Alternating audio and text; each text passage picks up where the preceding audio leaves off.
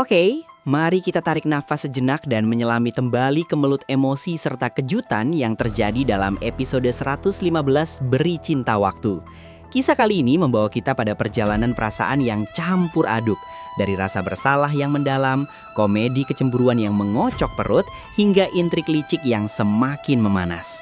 Kita mulai cerita ini dengan menyorot momen yang cukup sentimental antara Rama dan Naura. Mereka sedang menghabiskan waktu bersama dan awalnya suasana terasa hangat. Namun, kehangatan itu mendadak berubah menjadi dingin dan canggung ketika pembicaraan mereka menyentuh topik sensitif, yaitu luka tusuk. Saat itu, Rama dengan polosnya bercerita perihal bekas luka tusuk yang ada di badannya. Mendengar itu, wajah Naura yang tadinya berbinar penuh semangat seketika berubah pucat. Ingatannya langsung terlempar ke masa lalu, ke sebuah momen mengerikan di mana tangannya sendiri yang menyebabkan luka itu. Naura teringat jelas bagaimana niat awalnya adalah untuk menyelamatkan diri. Bahkan sasarannya waktu itu sebenarnya adalah Trian. Namun takdir berkata lain, Ramalah yang pasang badan. Ramalah yang menjadi tameng dan akhirnya menjadi korban dari ketidaksengajaan Naura. Rasa bersalah itu menghantam dada Naura begitu keras. Senyum di bibirnya lenyap seketika. Tak kuasa menahan gejolak perasaannya di depan Rama, Naura pun buru-buru meminta izin ke toilet.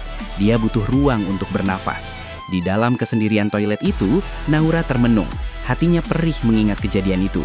Sementara di luar, Rama yang tidak tahu apa-apa hanya bisa mengiyakan tanpa menaruh curiga sedikit pun. Rama tidak menyadari bahwa wanita yang bersamanya sedang berperang dengan batinnya sendiri.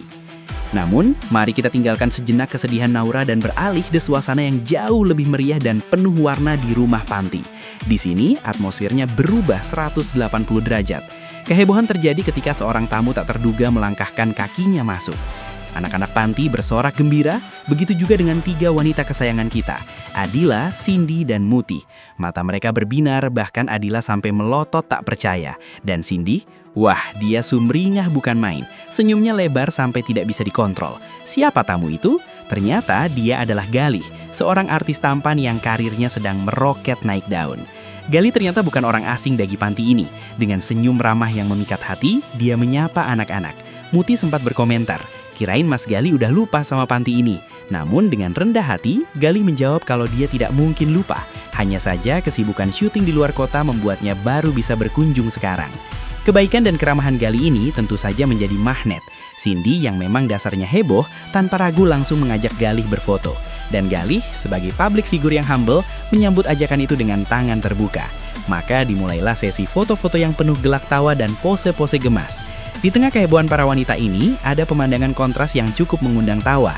Jono yang ada di sana mulai merasa gerah. Hatinya panas melihat Adila, Muti, dan Cindy memberikan perhatian spesial kepada laki-laki lain. Nasib Jono semakin miris karena dia justru dimintai tolong untuk menjadi tukang foto mereka. Bayangkan, dengan hati dongkol menahan cemburu, dia harus memotret pose-pose cute para istri itu bersama sang idola. Tak lama kemudian, Bimo dan Trian tiba di lokasi. Kalian bisa bayangkan ekspresi mereka. Trian dan Bimo datang dengan wajah bingung yang kemudian berubah menjadi terheran-heran. Di depan mata mereka, istri-istri mereka sedang asyik, bahkan bisa dibilang agak lebay berfotoria dengan seorang pria. Trian dan Bimo hanya bisa saling pandang, menggelengkan kepala melihat tingkah pola pasangan mereka yang mendadak seperti remaja kasmaran. Rasa panas itu semakin menjadi-jadi melihat betapa akrabnya Adila dan Muti dengan Galih. Hingga akhirnya Bimo tak tahan lagi. Dia langsung menarik Muti, menghentikan sesi foto itu. Adila yang sadar akan kehadiran suaminya langsung menyapa, "Mas Trian." Suasana pun menjadi sedikit canggung tapi lucu. Ketika sesi perkenalan terjadi, disinilah sifat posesif Trian muncul dengan cara yang sangat menggelitik.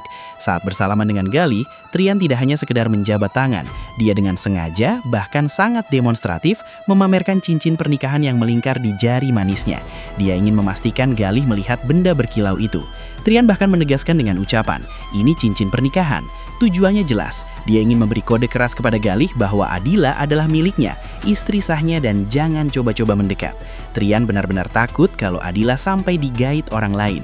Tingkah Trian, Bimo, dan Jono yang kompak cemburu berat ini benar-benar menjadi hiburan tersendiri di tengah konflik yang ada. Mereka tidak rela berbagi perhatian istri mereka, walau hanya dengan seorang artis sekalipun.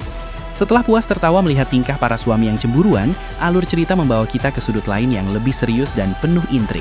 Di sebuah jalan, terlihat pertemuan antara Lucy dan Budini. Pertemuan keponakan dan tante ini diawali dengan sapaan hangat. Budini tampak senang bertemu Lucy, apalagi melihat Lucy membawa banyak sekali belanjaan. Dan benar saja, Lucy tidak datang dengan tangan kosong. Dia menyerahkan belanjaan itu kepada Budini. Ini untuk Bude sama Pak D, katanya.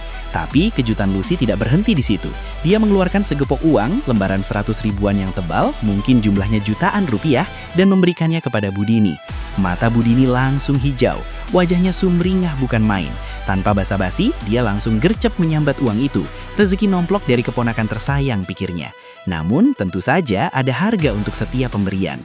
Percakapan mereka pun berlanjut ke sesi gosip yang cukup panas. Topik utamanya tentu saja seputar Adila, Rama, dan Trian. Budini menumpahkan kekesalannya kepada Rama. Dia bercerita dengan nada geram bahwa Rama sempat membela Trian.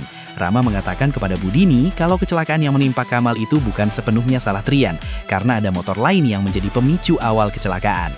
Mendengar ini, Lucy yang licik langsung memutar otak. Bukannya menenangkan, dia malah menyiram bensin ke dalam api amarah Budini. Lucy berkata, mungkin Rama ngomong gitu karena dia udah capek patah hati sama Adila.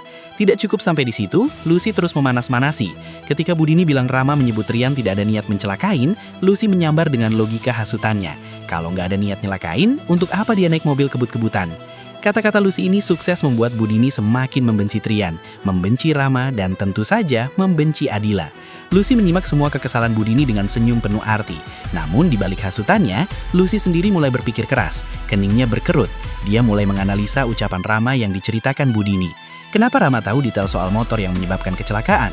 Kenapa Rama membela Trian? Kecurigaan mulai tumbuh di benak Lucy. Sebuah pertanyaan besar muncul. Apakah Lucy akan mulai menyelidiki peran Rama dalam kecelakaan itu? Dan jika dia tahu bahwa Rama mungkin penyebab sebenarnya, apa yang akan dilakukan Lucy? Ini menjadi teka-teki yang menarik untuk kita nantikan. Terakhir, cerita membawa kita kembali kepada Trian dan Bimo. Mereka tidak hanya sibuk cemburu pada artis, tapi di balik itu, mereka sedang menjalankan misi penting. Trian dan Bimo terlihat sedang serius melanjutkan penyelidikan mereka. Di papan target mereka ada nama-nama besar, seperti Pak Wira, Pak Ganjar, dan yang paling menyakitkan bagi Trian adalah nama Andra. Saat ini fokus mereka terbagi. Pertama menyelidiki Pak Wira, lalu perlahan-lahan mengarah ke Andra. Di sini kita melihat sisi kedewasaan sekaligus kerapuhan Trian. Sebenarnya, jauh di lubuk hatinya, Trian sangat percaya pada adiknya. Dia menyayangi adiknya. Namun, logika dan fakta menuntutnya untuk tetap waspada. Trian sadar, dia wajib mencurigai siapa saja, termasuk darah dagingnya sendiri, demi mengungkap kebenaran. Namun, Trian juga sangat berhati-hati. Dia tidak mau Andra tahu bahwa dirinya sedang diselidiki. Dia takut melukai perasaan adiknya. Betapa baiknya hati Trian. Dia masih memikirkan perasaan adiknya. Padahal, tanpa sepengetahuan Trian, diam-diam Andra justru semakin terperosok ke dalam lubang kejahatan dan semakin licik. Sungguh sebuah ironi yang menyedihkan. Sang kakak berusaha melindungi perasaan adiknya, sementara sang adik justru menyusun rencana jahat. Bagaimanakah kelanjutan penyelidikan ini? Apakah Trian akan menemukan bukti yang mengarah ke Andra? Dan bagaimana reaksi Lucy selanjutnya terhadap Rama? Semua pertanyaan itu menggantung di benak kita. Episode kali ini benar-benar paket lengkap. Ada tawa, ada air mata, dan ada ketegangan yang membuat penasaran. Jadi jangan sampai terlewatkan setiap detiknya. Teruslah menonton dan stay tune di sinetron kesayangan kita, Beri Cinta Waktu. Terima kasih sudah menyimak alur cerita hari ini.